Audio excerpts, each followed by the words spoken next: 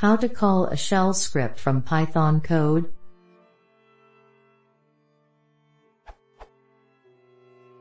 How to call a shell script from Python code?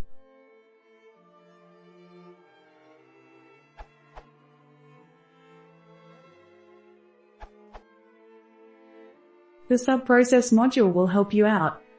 Blatantly trivial example. Where test.sh is a simple shell script and 0 is its return value for this run.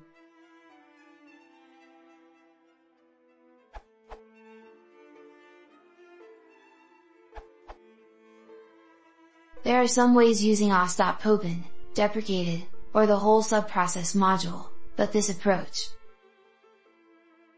is one of the easiest.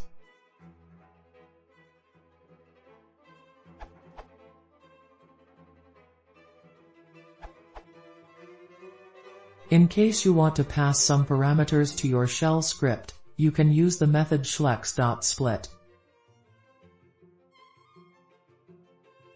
With test.sh in the same folder. Outputs.